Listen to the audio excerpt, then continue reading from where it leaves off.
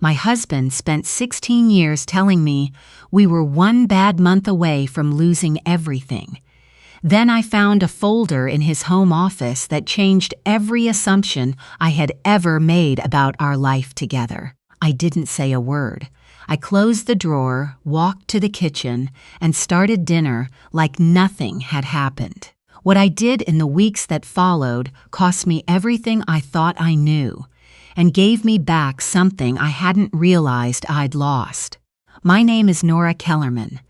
I'm 53 years old, and I live in a brick colonial on a quiet street in Carmel, Indiana, the kind of neighborhood where people decorate for every holiday and wave from their driveways, and nobody talks about money because everybody assumes everybody else has enough. I taught 4th grade for 11 years at an elementary school 20 minutes away. I loved that job. I was good at it. But when my daughter was born and then my son 2 years later, my husband said it made more financial sense for me to stay home. The math, he said, didn't favor 2 incomes when childcare costs were factored in. His name was Glenn Kellerman. He was a senior financial analyst at a healthcare consulting firm in Indianapolis. He understood numbers the way some people understand weather, intuitively, before it happened. And for 16 years, I let that understanding stand between me and any real knowledge of our own finances. Glenn was precise. That was the word his colleagues used at firm dinners when they clapped him on the shoulder. Precise. He kept spreadsheets for the grocery budget. He tracked our utility costs month to month and left notes on the counter when he felt I'd been wasteful with the heat. He reviewed every credit card statement and occasionally, not always, asked me about a charge that seemed unnecessary. A book I'd bought. A coffee with a friend downtown. Nothing dramatic. Just enough to make me feel very quietly that spending money was something I needed to justify. We were always, according to Glenn, just managing, not struggling. He was careful to frame it that way. We weren't struggling. We were being smart. His word. Smart meant I didn't push for the kitchen renovation we'd been talking about for 6 years. Smart meant I flew home to see my mother in Tucson only at Thanksgiving, not for her birthday in March, because flights were expensive.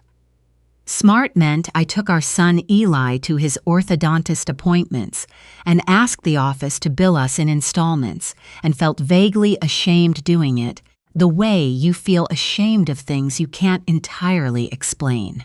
I want to be clear about something. Glenn was not cruel. He didn't shout. He didn't threaten. What he did was quieter than that, and in some ways harder to name. He made me feel that our financial situation was complicated in ways I wasn't equipped to understand, that my job was to manage the house and his job was to manage everything else, and that the arrangement was fair because we each had our domain. I believed him. For 16 years, I believed him. The first sign I didn't understand as a sign came about 4 years ago. Glenn started taking calls in the garage.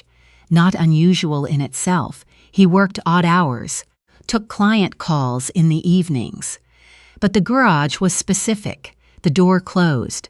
Sometimes 20 minutes, sometimes longer. I noticed it the way you notice a draft in a room before you can find the window. The second sign came that same winter. I was looking for a document in his desk, something related to the car insurance renewal, which was in both our names, and I found a bank card I didn't recognize. Not from our joint bank. Not from the credit card we shared. A debit card from a financial institution called Harlow Private Bank, which I had never heard of.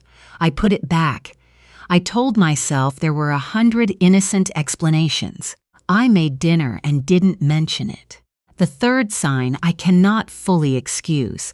Glenn started working late on Wednesdays. He'd always worked late occasionally, but Wednesdays became consistent. He came home past 9, sometimes past 10, and he smelled like restaurant food, not a desk. I noticed. I said nothing. I was afraid, if I'm honest, of what noticing would mean. The thing that finally changed everything was not dramatic. It wasn't a receipt falling out of a pocket or a phone lighting up with a stranger's name.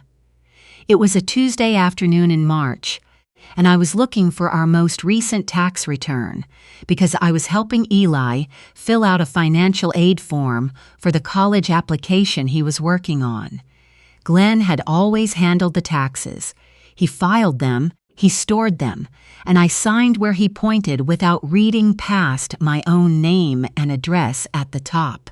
I knew he kept financial documents in a fireproof accordion folder in the bottom drawer of his desk. I went looking for the 2022 return. The folder was where it always was. I pulled it out, sat on the floor, and started looking through it. The tax returns were there, but so was something else. Tucked behind the insurance section, in a manila envelope with no label, was a quarterly statement from something called Harlow Private Banking and Wealth Management. The account was in Glenn's name alone. The statement was dated December of last year.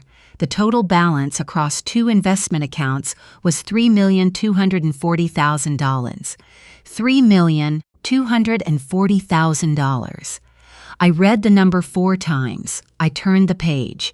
I read the account history summary, which showed quarterly growth going back 7 years. I looked at the opening deposit line. It was listed in 2016 as a transfer from an account I didn't recognize, in the amount of $47,000.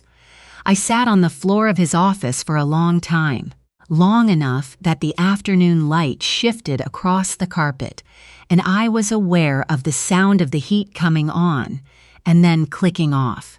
Then I put the statement back exactly where I had found it. I put the folder back in the drawer. I went to the kitchen and started making spaghetti sauce from scratch, which takes about 45 minutes, and I used all 45 of them to think. Glenn came home at 6:30. He kissed me on the cheek and said the sauce smelled good, and asked if Eli had heard back from Purdue yet. I said not yet. I handed him a glass of water. I watched his face and thought, "You have been lying to me for at least 7 years." I did not sleep well that night. What I did instead, for most of the hours between midnight and 5 in the morning, was make a list in my head. Not of what to say to Glenn, not yet. A list of what I had given up. I had not gone back to teaching, though Eli was now a junior in high school, and my daughter Waverly was already out of the house and in her 2nd year at Indiana University. The reason I'd been given, the reason I'd accepted, was that returning to the classroom at this point would barely clear the cost of health insurance, and Glenn's plan covered us all. I had accepted this. I was 53 and had been out of a classroom for 14 years, and I told myself the math made sense. I had not flown to Tucson in March for 4 straight years because Glenn's said the spring was always tight, budget-wise, with property taxes coming due.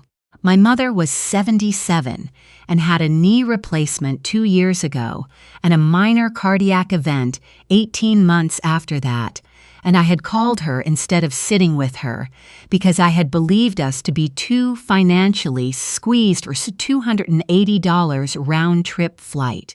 I had not replaced my car, a 2014 Honda CR-V, with 118,000 miles on it, and a heater that worked only intermittently because Glenn said we should run it until it died before taking on a payment. I drove it in Indiana winters with gloves on sometimes inside the car. I had skipped my own college roommate's 50th birthday trip to Charleston, South Carolina, 10 women, a rented house, 4 days, because Glenn said the timing was bad. My college roommate, Judith Phelps, had understood completely, and then graciously had stopped mentioning things like that to me. I don't blame her. I had said no enough times. I had put off a follow-up mammogram for 8 months because the out-of-pocket cost wasn't fully covered, and Glenn had said to wait for the new deductible year. 8 months. The follow-up turned out to be nothing, but I didn't know that during the 8 months I was waiting, and I had spent those months quietly frightened in a way I never fully described to anyone. $3,240,000. I lay in the dark next to Glenn and counted things I had done without, and people I had explained things to, and moments I had let pass unremarked, and the number I arrived at when I was finished counting was not a dollar amount. It was 16 years of smart. By 4 in the morning, I had made my decision. I was not going to say anything to Glenn, not yet. Not over the kitchen table with my voice unsteady, and him ready with explanations I wasn't prepared to counter. What I needed first was information. What I needed second was help. What I needed third, in that order, was a lawyer. I was precise about this. Glenn had taught me to be precise, and I was grateful for it now in a way that felt appropriately dark. The next morning, after Glenn left for work, I went back to his office. I took photographs of the Harlow statement with my phone, every page, 12 pages total. I texted them to an email address I created that morning in a private browser tab, a Gmail account under a name that wasn't mine, with a password I wrote on a piece of paper I kept in the inner pocket of my winter coat. I deleted the text from my phone. I cleared the browser history. Then I drove to the library on Rangeline Road, which has private computer terminals in the back, and I sat down and searched for what I actually needed to know. Indiana is an equitable distribution state, which meant marital assets were divided fairly, not necessarily 50-50, but based on the contribution of both parties and the length of the marriage. Money accumulated during a marriage, regardless of whose name it was in, was generally considered marital property. I also searched for divorce attorneys in Hamilton County, with a specialty in high asset cases. The name I kept returning to was Patricia Nguyen of Nguyen & Associates in Carmel. Her firm website listed her as having 17 years of experience in complex divorce proceedings and financial asset discovery. One review said simply, "She knows what she's doing and she doesn't back down." I wrote the number on the same piece of paper as my password. I called from my cell phone in the library parking lot. The assistant was efficient and calm and gave me a Thursday morning appointment. I said I'd be there. I gave my name as Nora. I said it was a consultation about a potential divorce. The word felt strange in my mouth, too large and too honest at the same time. I told Glenn I was having coffee with a friend named Denise on Thursday morning. He barely looked up. He was on his laptop at the kitchen counter, doing something I no longer tried to identify. "Fine," he said. "Have fun." Patricia Nguyen's office was in a low-glass building off Carmel Drive, clean and quiet, with a waiting area that felt deliberately calming. Patricia herself was a small woman in her mid-40s, with sharp, dark eyes, and the composed manner of someone who has heard a great many stories without flinching. I liked her immediately. I put the printed photos of the Harlow statement on her desk. She studied them for a moment and then looked up. "How did you find this?" "I was looking for our tax returns," I said. "It was in the same folder. Is your name on any of these accounts?" "No." "When was the account opened?" 7 years ago, according to the statement. 2016. She nodded slowly. "And you've been married how long?" 22 years. She set the pages down. Under Indiana law, any financial account opened or funded during the course of a marriage is presumed to be marital property, regardless of how it's titled. That presumption can be rebutted, but it requires evidence, and the burden is on the rebutting party. She paused.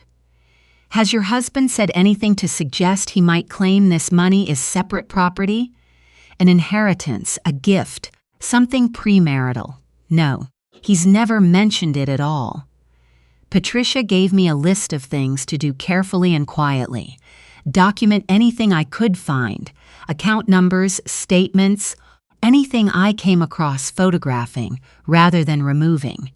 She wanted me to contact a financial forensics specialist named Warren Chu, who worked with her firm on complex asset cases and could trace the origin of the 2016 opening deposit. She told me to open my own bank account, in my name only, at a different institution from our joint accounts, and to transfer a modest amount each week. Nothing dramatic, nothing that would show up as unusual on a statement. She also said, do not confront him yet, not until we know the full picture. I drove home feeling something I hadn't felt in a long time. Like I was finally in my own story rather than a supporting character in someone else's. That Thursday changed something small but measurable in me. I started to pay attention differently. Not suspiciously, I had always been observant, but now I was collecting instead of discarding. I noticed that Glenn balanced our joint checking account to the dollar every month, but that the balance never grew meaningfully. I noticed that he handled every piece of mail that came to the house before I had a chance to see it. I noticed that his year-end bonus, which I knew from general conversation was substantial, never seemed to appear in the joint account in any visible way. About 3 weeks after my appointment with Patricia, I found something else. Glenn had asked me to locate a specific warranty document for the refrigerator. We were having a compressor issue, and the appliance was still technically under an extended warranty. He told me it was in the filing cabinet in the basement, in the appliances section. I went to find it. The warranty was there, but the folder next to it, labeled simply MISC, contained something that was not miscellaneous. It was a printed email, a single page folded in thirds. I don't know how long it had been there. Maybe it slipped from something above. Maybe he'd forgotten it. The email was from someone with the address Farrell 92 at a personal mail provider. The subject line was Thursday. The body of the email was brief. It confirmed a dinner reservation for 2 at a restaurant called Ardor, which is one of those places in Broad Ripple where they write the specials on a chalkboard and the entrees are $35. The email said, "Can't wait. I've missed you." The sender's name was R. Farrell. I photographed the email. I replaced the folder exactly as I'd found the warranty and went back upstairs and called the refrigerator repair company to schedule the service. When I told Patricia about the email, she said it wasn't legally necessary. Indiana is a no-fault divorce state, which means adultery doesn't affect asset division. But she said it mattered for one other reason. It confirmed a pattern of a separate life, maintained deliberately over time. That had implications for how a court would view the deliberateness of the hidden accounts. Warren Chu completed his initial analysis 6 weeks after Patricia retained him. He presented the findings in a document that was, in its way, as clarifying as anything I had ever read. The $47,000 opening deposit in 2016 had originated from our joint money market account. Glenn had moved it in 3 transfers over 4 months, small enough that each one looked like a routine expense. From there, the money had been invested through Harlow's private wealth division with increasing returns each year. What had begun as $47,000 a source, our money, joint money, had been managed into $3.24 million over 7 years. Glenn had not inherited this money. He had not won it, received it as a gift, or earned it through any channel separate from our shared financial life. He had taken money that belonged to both of us, redirected it somewhere I couldn't see it, and watched it grow while telling me we needed to be careful about my plane tickets to Tucson. Warren also found a second account, a smaller one at a brokerage firm called Sentinel Capital Partners. Balance $418,000. Glenn had not disclosed it in any document Warren had reviewed. Total, approximately $3.66 million. Patricia filed for divorce on a Monday morning in April. Glenn was served at his office, which was Patricia's preference. She said home service created scenes that didn't benefit anyone, and she was right in ways I would come to appreciate. He called me 4 times before I got home from the grocery store. Then a text, "Nora, call me now." I carried the groceries inside. I put the cold things away. Then I sat at the kitchen table with my coat still on and called him back. "What is this?" he said. "Patricia Nguyen is my attorney," I said. "Please direct all communication through her from this point." A long silence. "You are making a mistake. You don't understand the full picture here. There are things I haven't explained because I was trying to protect you from." "You can explain them to the court," I said. I ended the call. My hands were completely still. I noticed this and was surprised by it. He came home that evening. He was entitled to. It was still his house, too, until the court said otherwise. He sat across from me at the kitchen table with his hands folded in that precise way of his, and he explained. His voice was calm and reasonable. The Harlow accounts, he said, were a tax planning strategy he'd been building for our retirement. He'd intended to tell me when they were fully structured. The timing was never right. He hadn't wanted to get my hopes up before he was certain of the returns. He understood how it looked. He was sorry it looked that way. I let him finish. "You moved $47,000 from our joint account without telling me," I said, "in 3 separate transfers over 4 months." He paused. "I meant to tell you it was always meant to be for both of us. And the Sentinel account," the pause was longer this time. "Warren Chu found it," I said. "It's in the forensic report." Glenn looked at me across the table with an expression I had never seen on Situ's face in 22 years of marriage. Not anger, not remorse. Something closer to recalibration. The look of a man deciding what version of the story still had a viable path forward. "Nora," he said, "we're not young. Do you really want to spend the next 2 years of our lives doing this?" I thought about my mother in Tucson, sitting alone after her cardiac event because I had believed us too broke for a plane ticket. I thought about Judith Phelps, who had stopped inviting me places years ago. I thought about 8 months of waiting on a mammogram follow-up, alone with what that kind of waiting feels like. "Yes," I said. I went upstairs. I locked the bedroom door, which I had not done once in 22 years of marriage. I called Waverly and told her a version of what was happening, gentle, without accusation, focused on the fact that her father and I were separating and that I was okay, and that she didn't need to fix anything. She cried. Then she said, "Mom, are you at home? Do you need me to come?" She drove down from Bloomington that weekend, and I let her sit with me in the kitchen while I made soup, and we didn't talk about Glenn. We talked about her thesis and a hiking trip she was planning, and a person she was cautiously, hopefully interested in. It was exactly what I needed. The offer came by letter through Glenn's attorney, a man named Douglas Hartley, whose firm was in downtown Indianapolis, and whose letterhead suggested he charged accordingly. The terms were precise, which made sense given the client. Glenn would give me the house outright, a lump sum of $400,000 from the Harlow accounts, monthly spousal support of $3, $500 for 10 years.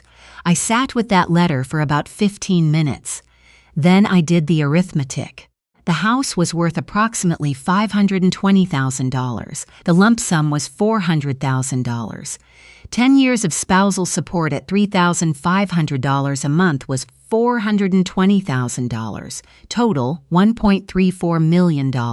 Against a documented marital asset total of $3.66 million, Glenn was offering me $1.34 million to go away quietly and leave him with the rest. I took the letter to Patricia. She read it without changing her expression. Then she said, "He's assuming you don't know what you're entitled to." I said, "He's been assuming that for 16 years. It's a difficult habit to break." She almost smiled. We rejected the offer. Douglas Hartley's response, 3 days later, was not through a letter. Glenn came to the house on a Sunday afternoon. He'd been staying in a short-term corporate apartment in Fishers and stood in the kitchen with his arms crossed. He said he had been patient. He said he had tried to be fair. He said that what I was doing was going to hurt our children far more than it would hurt him.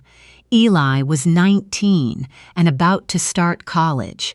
Waverly was 21 and just beginning her adult life. Did I want them to watch their parents go to war over money? Did I want Eli's first year at Purdue shadowed by a court proceeding? He said this with exactly the tone he used when he presented a budget. Not cruel, not loud, just precise, controlled, as if he were presenting facts rather than applying pressure. I thought about what I wanted to say. Then I thought about something Patricia had told me early on. In a high-asset divorce where financial misconduct is documented, the behavior of the other party during proceedings can matter. Courts notice things. Judges are human beings who have seen a great many performances. "Douglas has Patricia's number," I said. "Please use it." Glenn's jaw moved. "You are going to regret this." "Good night, Glenn." He left. 20 minutes later, I called my oldest friend, a woman named Harriet Doyle, who had been my neighbor for 9 years before she moved to Cincinnati, and who knew Glenn and knew me, and had, I understood in retrospect, known something was wrong years before I was ready to see it. I told her everything, the accounts, the email, the attorney, the offer, all of it. I talked for close to 2 hours. When I was done, Harriet was quiet for a moment. "I'm coming up," she said, "this weekend. I'll bring wine and that bread you like from the place on Hyde Park Square." She came. She slept in the guest room for 3 nights. We stayed up late talking, and at some point on Saturday night, I started crying in a way I hadn't let myself cry yet. Not about Glenn exactly, but about the years. About the version of myself who had believed all of it, who had been so careful with things that were not hers to sacrifice. "Harriet didn't tell me I should have known sooner," she said. "He was good at it. That's not a reflection on you. That's a reflection on how much effort he put into it." I thought about that for a long time afterward. The preliminary hearing was in early June. It was the first time I'd sat in a courtroom as a participant in anything, and I had expected it to feel larger and more terrifying than it did. The room was ordinary, fluorescent lights, wood paneling that had seen better decades, the particular institutional smell of carpet that gets cleaned but never replaced. I wore a navy blazer and gray slacks and the pearl earrings my mother had given me when I turned 40. Waverly had driven up from Bloomington and sat in the gallery behind me. Eli, to my surprise, had driven down from West Lafayette. I had not asked either of them to come. They had decided on their own. Knowing they were there, just behind my left shoulder, was something I carried into that room and held on to throughout. Patricia Nguyen, stood beside me at the plaintiff's table with the stillness of someone with no doubts about her preparation. Glenn sat at the opposite table in a dark suit. He didn't look at me when I came in. He was performing a version of himself I recognized, composed above reproach, a man who has been unfairly inconvenienced. A woman named Rebecca Farrell sat in the gallery behind him, not introduced, not acknowledged, but present. I knew who she was. I had looked her up. She was 31 years old and worked in marketing at Glenn's firm. She had apparently taken 2 days off to be here. Warren Chu testified first. He walked the court through the asset tracing in a patient, methodical way that left very little room for interpretation. The initial transfers from the joint account, the compounding investment returns, the sentinel discovery. The judge, a man in his late 50s with reading glasses on a chain, wrote steadily in a notebook the entire time. Then Douglas Hartley presented Glenn's counterposition. The Harlow accounts, Glenn claimed through Douglas, had been seeded in part by money Glenn had received following the sale of a small rental property he'd owned before our marriage. Under Indiana law, premarital assets remain separate property. It was a prepared argument. It was not entirely an implausible one. Patricia asked Douglas to confirm when this rental property had been sold. Douglas confirmed 2009. Patricia produced a certified bank record showing Glenn's personal account balance in 2009, the year of the sale. She produced the following 2 years of that account's records. The proceeds from the rental property sale had been deposited, drawn down over 26 months, and the account had been closed in 2011 with a balance of 0. The first transfer to the Harlow account had occurred in February of 2016. 5 years after the rental property proceeds had been fully spent. The seed money could not have come from the rental property. There was a particular quality of silence in the room after Patricia said this, the kind that has texture. Glenn leaned over to Douglas and said something low and fast. Douglas put a hand on his forearm. The same gesture of restraint I'd seen described in movies, the attorney managing the client. Glenn sat back. His face was very controlled, but the control was costing him something now. I could see it. Patricia asked pleasantly whether counsel wished to propose an amended explanation for the source of the initial capital. Douglas requested a recess. The judge granted 15 minutes. I sat in my chair and felt something I couldn't have named precisely. Not triumph, that wasn't quite it. Something more like the sensation of a room coming into focus after you've been squinting for a very long time. When we reconvened, Douglas informed the court that his client was prepared to revisit the question of settlement terms. Patricia looked at me. I nodded once. Mrs. Kellerman remains open to settlement discussion, Patricia said. However, given the forensic evidence now in the court record, our position on equitable distribution has been updated. She slid a document across the table. Douglas read it. He showed it to Glenn. Glenn read it. His eyes moved across the page twice. Then he looked up, not at Patricia, not at Douglas, at me directly, for the first time since the hearing began. I looked back at him. I didn't look away. We negotiated in a conference room down the hall, rectangular table, a window overlooking a parking structure, 2 paper cups of water nobody touched. Glenn sat across from me, not at our kitchen table, where he had been precise and managing for 22 years, at a neutral surface where neither of us had any particular history. Rebecca Farrell was not in the room. I didn't know where she was. I understood, from things Douglas had said in passing during the hearing, that her name had appeared in Warren Chu's peripheral findings, a transfer to a personal account with her name as beneficiary, a small thing, $22,000. Easy to miss if you weren't Warren Chu. I thought about her sitting outside somewhere. I thought about what she might be recalculating. Douglas opened with a revised offer. 60% of the documented Harlow accounts. The house, free and clear. Revised spousal support. Patricia said that was a closer starting point, but we needed to address the Sentinel account and the transfer to the third-party account Warren had identified. Glenn looked at Douglas. Douglas looked at his notes. There was a brief, distinct pause. All documented accounts, Patricia said, plus the house, plus spousal support commensurate with 16 years of lost earning capacity, and one provision. She placed a single sheet on the table.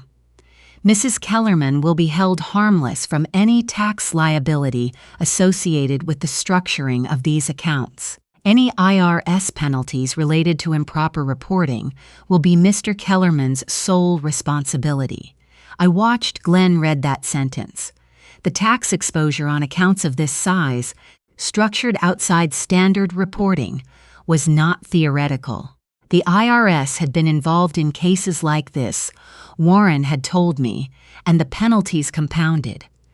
Glenn's expression when he finished reading that provision was the most honest thing I'd seen on his face in a very long time. They negotiated for 40 minutes. The final terms, the family home, $2,100,000 from the combined accounts transferred within 45 days, spousal support of $500 to $800 per month for 14 years. 14, because that was the number Patricia had calculated as reflecting the duration of my absence from the workforce and the corresponding loss of Social Security contributions and retirement savings. And the tax provision, exactly as written. Glenn would retain approximately $1.56 million in remaining assets, before legal fees and before the tax liability that was now entirely his to absorb. Not what he had planned. Not the version of this where Nora Kellerman accepted 1.34 mil Zenmis and quietly disappeared.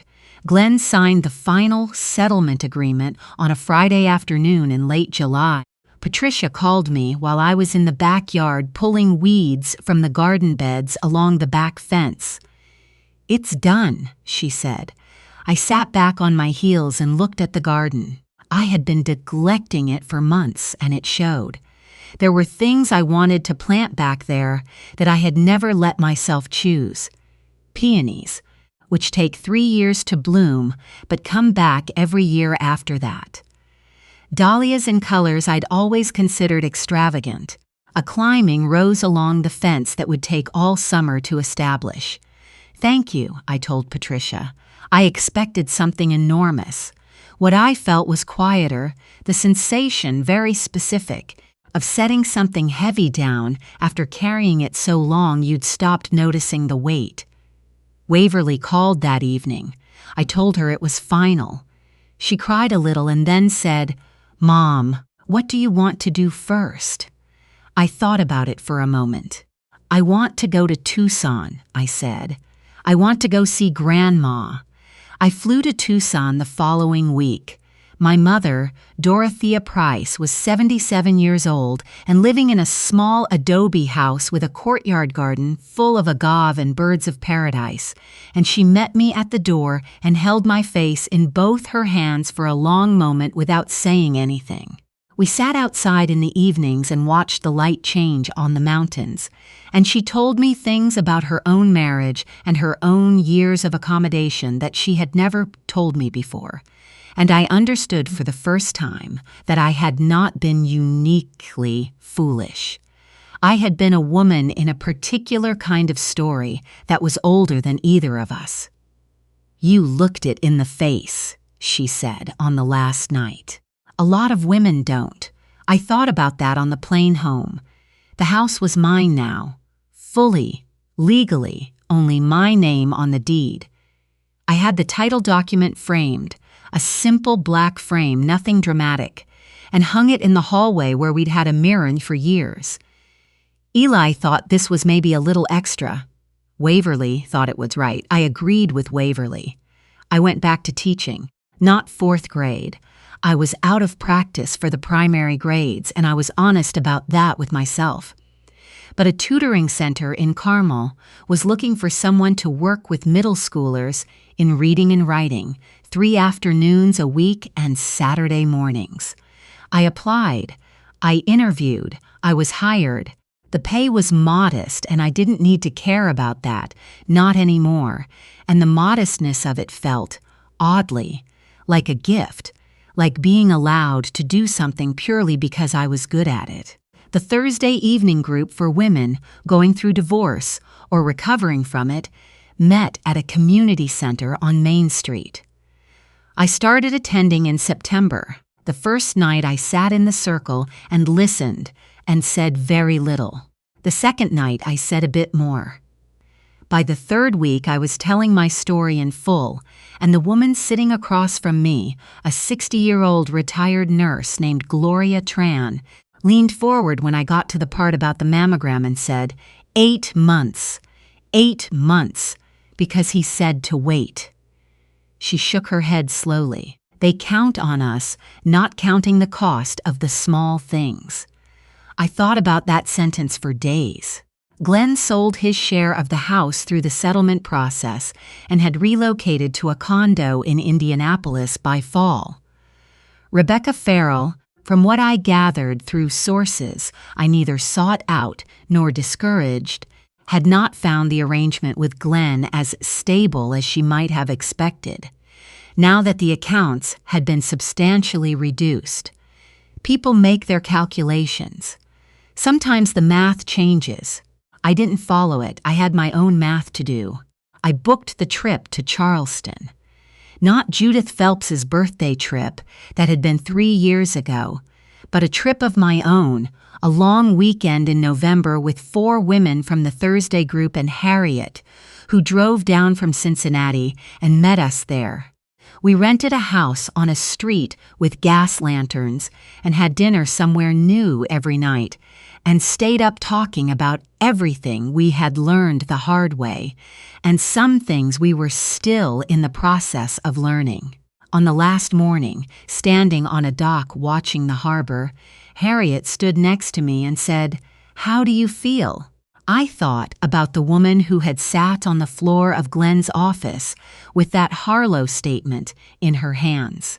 The woman who had driven to the library to search in private, who had sat in a lawyer's office and said the word divorce out loud for the first time and felt it land in her chest like a key turning, who had stood at a stove making spaghetti sauce while she understood, quietly and completely, that her life was not the shape she'd been told it was.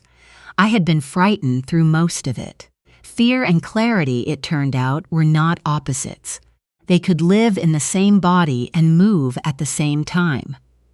"I feel like myself," I said, which I think is the best answer I've ever had to that question. We flew home on a Sunday. I had peonies on order for spring planting, 5 varieties, bare root, arriving in April. They would take 3 years to bloom. I had 3 years. I had considerably more than that. I had stopped waiting for permission to count them.